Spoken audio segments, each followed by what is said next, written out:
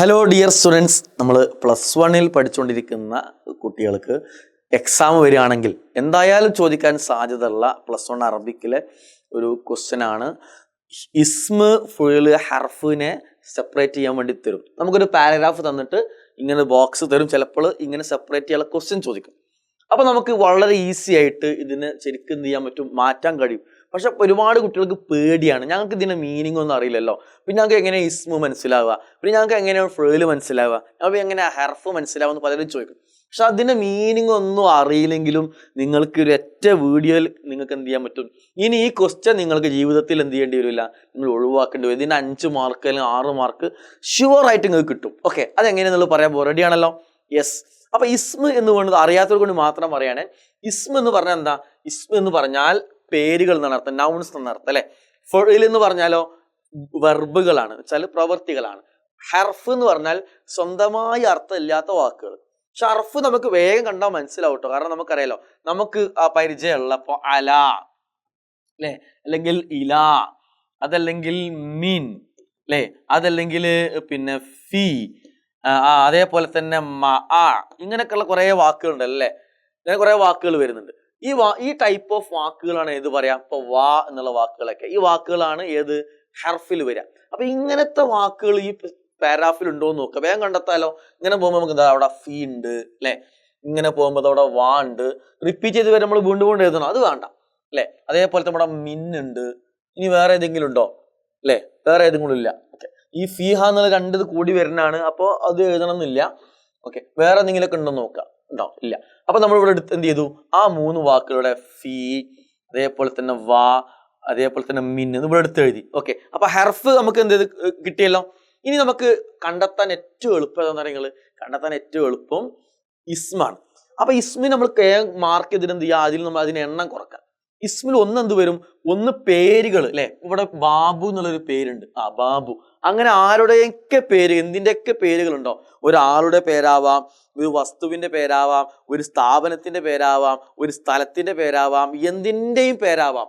അങ്ങനെ പേരിന് തോന്നുന്ന എന്ത് വാക്കുകളുണ്ടോ അതൊക്കെ നിങ്ങൾ എന്ത് ചെയ്യുക, ഇതിലേക്ക് എടുത്ത് എഴുതാം. രണ്ടാമത്തെ എന്താ, രണ്ടാമത്തത് വേഗം ഇസ്മ മനസ്സിലാക്കുന്ന ടെക്നിക്ക് എന്താ നിങ്ങൾ, അവസാനം ഏത് താടാ, ഈ തായിൽ അവസാനിക്കുന്ന വാക്കുകൾ ഉണ്ടോ നോക്കാം അല്ലെ. അപ്പൊ ഒന്നാമത്തെ എന്താണ്, ഒന്നാമത്തെ നമ്മൾ മനസ്സിലാക്കി എല്ലാ ഇസ്മുകളും പേരുകൾ എന്താണ്, പേരുകൾ നമ്മൾ ഇസ്മിൽ വരും. രണ്ടെന്താ, ഈ തായിൽ അവസാനിക്കുന്ന വാക്കുണ്ടോ നോക്കാം അല്ലെ. ഇങ്ങനെ നോക്കി നിങ്ങൾ മദ്രസത്ത്, സാനവിയത്ത്, ആലിയത്ത് അല്ലെ, അതേപോലെ ശരിക്കത്ത്, കമ്പനി, മീനിങ് ഒന്നും നമുക്ക് അറിയണ്ട അല്ലെ. അതേപോലെ തന്നെ ഇങ്ങനെ നോക്കി നോക്കൂ, ഇങ്ങനെ വരുന്ന സമയത്ത് വേറെ ഉണ്ടോ, വേറെ ഇല്ല. ഹയാത്ത്, ഹയാത്ത് എന്നുള്ളത് ശരിക്കും ഈ ത് വരുന്നതാണ്, ഒക്കെ കുഴപ്പമില്ല.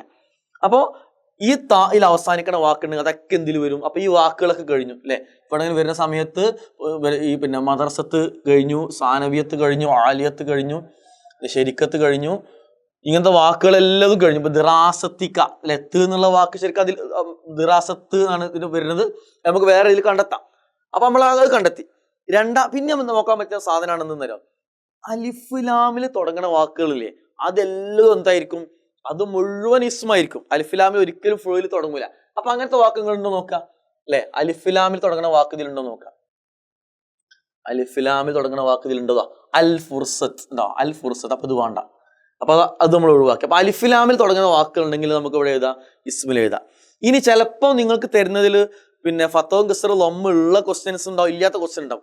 ആ ഫത്തവും കസറും ലൊമ്മ കൊടുത്തുകണമെങ്കിൽ നമുക്ക് പിന്നെയും കണ്ടെത്താൻ എളുപ്പമുണ്ടെന്ന് തരുമോ. അത് ഉണ്ടെങ്കിൽ നമുക്ക് എന്ത് ചെയ്യാം, ഈ അവസാനത്തെ അക്ഷരത്തിന് 2 ഫത്ത് അല്ലെ, അവസാനത്തെ അക്ഷരത്തിന് 2 ഫത്ത്, 2 കസറ്, 2 ലൊമ്മ ഇങ്ങനെ വരുന്നുണ്ടെങ്കിലും ആ വാക്ക് എന്താണ്, ലാസ്റ്റ് ലെറ്ററിനാണ് കേട്ടോ. ആ വാക്കും എന്തിൽ വരും, ഇസ്മിൽ വരും. ഇനി ചില വാക്കിന്റെ അവസാനങ്ങൾ കണ്ടില്ലേ, എന്തൊക്കെയാണ്, ഹൂന്നുണ്ടാവും, അതല്ലെങ്കിലോ ഹാന്നുണ്ടാവും, അതല്ലെങ്കിലോ കാന്നുണ്ടാവും. ഇങ്ങനൊക്കെ വരുന്ന വാക്കുകളില്ല അവസാനത്തില് വാക്കിന്റെ. ഇവിടെ നിങ്ങൾ നോക്കി, ഇവിടെ ഇങ്ങനെ വരുന്ന സമയത്ത് ഉണ്ടാവും വാലിദുഹു ഉണ്ടാവും, വാലിദുഹു അല്ലെ.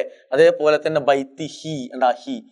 അതേപോലെ തന്നെ ഇവിടെ ഉണ്ട് അയാത്തിക്ക അല്ലെ, ഇവിടെ ഉണ്ട് പിന്നെ ദിറാസത്തിക്ക. ഈ വാക്കുകൾ വരൂലേ. അങ്ങനെ വരുന്നത് എന്തിന്റെ കൂടെ വരുള്ളൂ, ഫുളിന്റെ കൂടെ ഇത്തരം വാക്കുകൾ വരൂല. അത് ഏതിന്റെ കൂടെ വരാം, ആ വാക്കുകളും വരല് പിന്നെ ഇസ്മിന്റെ കൂടെയാണ്. അപ്പൊ ഇങ്ങനെയൊക്കെ നോക്കി നമുക്ക് എന്ത് ചെയ്യും, ഏകദേശം എല്ലാ ഇസ്മും ഏകദേശം ഈ വാക്കുകളൊക്കെ കഴിഞ്ഞു, ഈ വാക്ക് കഴിഞ്ഞു. അതേപോലെ തന്നെ പിന്നെ എന്താ പറയാ, കുറെ എല്ലാ വാക്കുകളും വാലിദ് കഴിഞ്ഞു അല്ലെ, വാലിദൊക്കെ കഴിഞ്ഞു, ഒരു വര വാക്കുകൾ കഴിഞ്ഞു. ഇനി ഇതിൽ കുറച്ച് വാക്കേ ഉണ്ടാവുള്ളൂ. അപ്പൊ ഇനി അടുത്ത് ശ്രദ്ധിക്കേണ്ടത് നമ്മൾ ഫുൾ നോട്ട് ചെയ്യാണ് കേട്ടോ. ഫുൾ നോട്ട് ചെയ്യുമ്പോൾ ഒന്ന് ശ്രദ്ധിക്കേണ്ടത് ബേസിക്കൽ ആയിട്ടുള്ളത് ഇപ്പൊ ഫഅല, ഫഅല ഫഅല 3 അക്ഷരങ്ങൾ കൊണ്ട് വരുന്ന വാക്കുകൾ അതേ മോഡലിലായിരിക്കും എപ്പോഴും വെർബുകളിൽ ഒരു പാർട്ട് വരിക. കതബ, നളറ, ജലസ, ഫതഹ, ലറബ, ദഹബ, നളറ കണ്ടോ. അപ്പൊ അങ്ങനത്തെ വാക്കുണ്ടോ ഇതിലുണ്ടോ നോക്കാം. അത് നമുക്ക് എന്ത് ചെയ്യാം, ഫീലിന്റെ കൂട്ടത്തിൽ എഴുതാം. മറ്റൊന്നാണ് യഫ്അലു, യഫ്അലു ഇതിന്റെ മുളാരിയാണ്. അപ്പൊ ആ വാക്കിലാണ് യക്തുബു, യജ്ലിസു, യദ്ഹബു, യഅമലു അല്ലെ. തുടക്കത്തിൽ യാ കൊണ്ട് തുടങ്ങുന്ന അല്ലെങ്കിൽ താ കൊണ്ട് തുടങ്ങുന്ന വാക്കുകൾ ഉണ്ടാവും.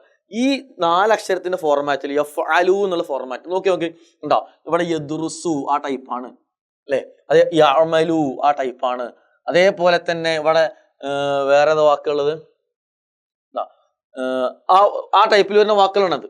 ഇനി അടുത്ത സ്ട്രക്ചർ എന്താന്ന് വെച്ച് കഴിഞ്ഞാല് അവസാനത്തെ അക്ഷരത്തിന് ഇപ്പൊ എന്താണ്, ഇഫ് അൽന്നോ അല്ലെങ്കിൽ തഫ് അൽന്നോ, അവസാനത്തെ അക്ഷരത്തിന് സുക്കൂൻ. നമ്മളെപ്പോഴും സാലിം, മുഹമ്മദ് അല്ലെ അങ്ങനെയൊക്കെ പറയും. പക്ഷെ മുഹമ്മദിനും സാലിമിനും അവസാനത്തിന് എന്തല്ല, സുക്കൂന്. ഇസ്മുകൾക്ക് ഒരിക്കലും അവസാനത്തെ ലെറ്ററിന് എന്ത് വരില്ല, സുക്കൂന് വരില്ല. അവസാനത്തെ ലെറ്ററിന് സുക്കൂന് വരുന്നുണ്ടെങ്കിൽ അത് ഉറപ്പിച്ചോളി, അതെന്തായിരിക്കും, അത് ഫെയിലായിരിക്കും കേട്ടോ. ഇവിടെ നോക്കുമ്പോൾ അവസാനത്തെ അക്ഷരത്തിന് സുക്കൂൻ ഉണ്ട്, അതെന്താണ്, അപ്പൊ തക്സൽ, ലാ തക്സൽ എന്നുള്ളത് എന്താണ്, ലാ തക്സൽ എന്നുള്ളത് വെർബാണ് അല്ലെ. അപ്പൊ അതെന്താണ്, അത് വെർബാണ്. ഇവിടെ ഇജ്തഹിദ് അവസാന അക്ഷരം സുക്കൂന് വരുന്നുണ്ട്, അത് വെർബാണ്. ഓക്കെ, അപ്പൊ വെർബ് അവസാനത്തെ അക്ഷരം സുക്കൂന് വരുന്നുണ്ടെങ്കിൽ അതെന്താണ്, അത് വെർബാണ്. പിന്നെ ഈ ലാ എന്നുള്ള ലാ തക്തുബ് എന്നൊക്കെ ചെയ്യരുത് എന്ന് പറഞ്ഞൊരു വാക്കാണ്. ആ വാക്കും എന്തിന്റെ തുടക്കത്തിൽ കൂടെ വരുള്ളൂ, അധികം പിന്നെ ഈ ഫെയിലിന്റെ കൂടെ വരുള്ളൂ. അപ്പൊ ചുരുക്കി പറഞ്ഞാൽ ഏറെക്കുറെ എല്ലാ വാക്കുകളും കിട്ടി. ഇനി ചിലപ്പോ നിങ്ങൾക്ക് ഒന്നും മനസ്സിലാവാത്തപ്പോ ഇവിടെ ജമീ ഉണ്ട് അല്ലെ. ജമീ എന്നുള്ളത് നമുക്ക് അത് മീനിങ് അറിയാത്ത ഒരാളെ സംബന്ധിച്ചിടത്തോളം അതിന്റെ ഫെയിലിന്റെ ഇതിലും നമുക്ക് തോന്നുന്നില്ല. ഈ പറഞ്ഞ ട്രിക്ക് പ്രകാരം ഇപ്പൊ ജമീ എന്നാണുള്ളത് അല്ലെ. അപ്പൊ നമുക്ക് ഇതൊന്നും മനസ്സിലാവണില്ല. അപ്പൊ നമ്മൾ നോക്കുക, അത് ഫഅല മോഡലിലാണോ അല്ല, യഫ്അൽ മോഡലിലാണോ അല്ല, ഇഫ്അൽ അവസാനം സുക്കൂനുള്ള വാക്കാണോ, അതൊന്നുമല്ല. അങ്ങനെയെങ്കിൽ നമുക്ക് എന്ത് ചെയ്യാം, അത് മിക്കവാറും എവിടെ ആയിരിക്കും, ഇസ്മിലായിരിക്കും വരിക. ഓക്കെ, ഇനി അതല്ല അങ്ങനെ ഒന്നും മനസ്സിലാവണമെങ്കിൽ എന്ത് ചെയ്യാം, അങ്ങനത്തെ 2-3 വാക്കുണ്ടാവും, അത് നമ്മൾ മാറ്റി വെക്കുക. അപ്പൊ നമ്മൾ ഇത് എഴുതുമ്പോൾ തന്നെ ഉണ്ടാവുന്ന നിങ്ങൾ എക്സാം പേപ്പറിൽ ഇത് ഏറ്റവും കൂടുതൽ ഇസ്മായിരിക്കും, ഒരുപാടുണ്ടാവും. ഇതും കുറച്ചേ ഉണ്ടാവും, ഇതും കുറച്ചേ ഉണ്ടാവുള്ളൂ കേട്ടോ. അപ്പൊ നമുക്ക് അറിയണത് എന്ത് ചെയ്താൽ മതി, എഴുതിയാൽ മതി. അറിയാത്ത കൊണ്ട് എഴുതിയിട്ട് വെറുതെ തെറ്റാക്കേണ്ട ആവശ്യമില്ല. എഴുതുന്നത് മുഴുവൻ ശരിയാണ് നമുക്ക് എന്ത് ചെയ്താൽ ഉറപ്പ്. അപ്പൊ നിങ്ങൾ ഈ ട്രിക്ക് യൂസ് ചെയ്യുകയാണെങ്കിൽ മിക്കവാറും നിങ്ങളുടെ പിന്നെ പരീക്ഷാ പേപ്പറിൽ മുഴുവൻ ശരി മാത്രമേ ഉണ്ടാവുള്ളൂ. ഈ ട്രിക്ക് യൂസ് ചെയ്ത് മാത്രം ഇതിക്ക് എഴുതിയാൽ മതി. ബാക്കി നമുക്ക് പിടുത്തം കിട്ടാത്ത വാക്കോടെ കിടന്നോട്ടെ. പിടുത്തം കിട്ടിയ വാക്കുണ്ടല്ലോ, അപ്പോൾ 90% വാക്കുകൾ നിങ്ങൾ ഈ ട്രിക്ക് യൂസ് ചെയ്ത് നിങ്ങൾക്ക് എന്ത് ചെയ്യാൻ പറ്റും, മാറ്റാൻ പറ്റും. അപ്പൊ ഇനി ഒരു കാരണവശാലും ഈ 5 മാർക്ക് നിങ്ങൾ കൊണ്ടേ കളയരുത്. പഠിക്കുക, മാർക്ക് വാങ്ങുക. All the best. അസ്സലാമു അലൈക്കും.